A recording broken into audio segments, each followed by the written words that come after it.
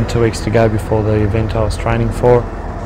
I was 5 minutes from home, and it was then just a gentle ride to cool down and arrive home safely. It was a 2-lane road. I heard a fairly large vehicle coming from behind, and I made sure I was in the left lane as well as I could be.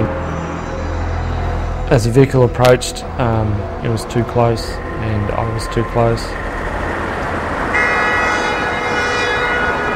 All I remember from there is sheer fright. What percentage chance did the doctors give you that he would ever walk in any way again? None. Absolutely none. Nobody ever talked about walking. So they gave him 0 chance of walking? 0.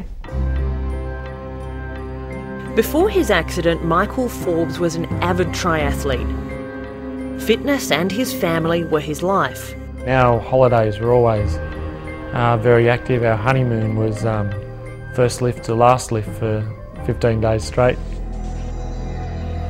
But 12 months ago, their life changed. It was a nice enough day, and I was riding really, really well.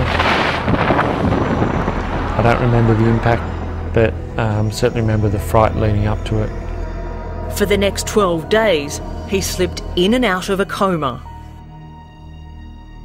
I do remember waking up at 3 a.m.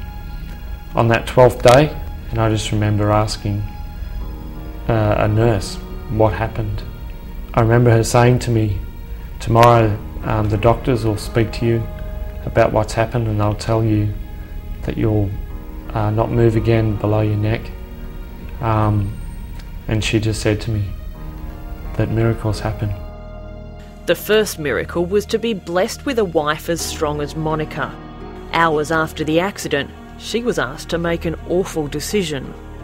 The counsellor came and spoke to me and sort of said I needed to decide whether Mike would consider this any kind of a life and whether we should think about turning off life support. Did you ever for 1 second think, I'm going to switch this life support system off? His brain was still fine. I looked in his eyes, he was still Mike, and there's no way I was turning anything off until, well, there's no way I was turning anything off. They said he might get some movement back in his arms. A very optimistic younger doctor said that there was a very slim chance sometimes people get a little bit of movement in their fingers, but nobody ever talked about walking. I know, baby steps, we're doing the best we can. In the following months, Michael regained some limited movement in his limbs. He always believed he could work towards walking, but rehab offered him little hope. Its focus was for him to accept what he'd become, that life in a wheelchair would be all he'd ever know. It's a really harsh thing that our system does early on to take away hope. It's really important to hope, no matter what it is you're hoping for. And all I wanted was to hope to get better. And I think it's really harsh to take that away. That's the word that I've been in so much trouble for, is hope. But they have hope, and it's realistic. Because you can't fake improvements. It's not like I can tell them they're improving. They actually know they're improving. That was good. He's pushing into me. In Carlsbad, California, Ted Dardzinski is offering hope to Michael and others like him, helping paralysed people find their feet again. Push through.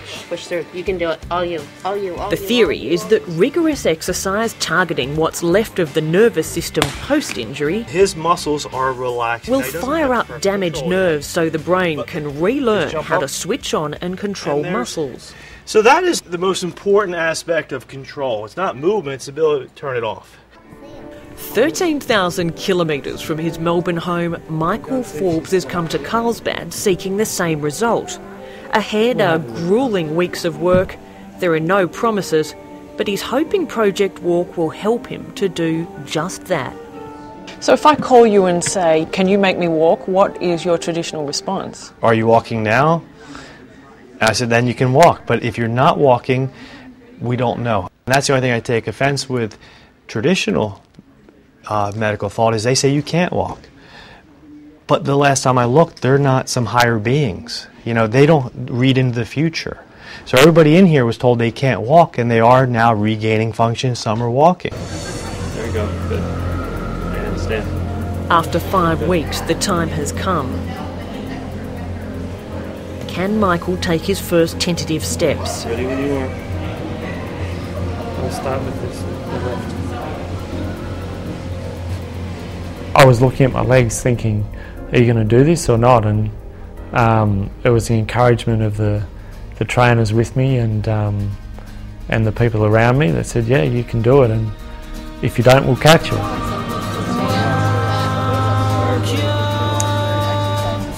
And sure enough, I could do it.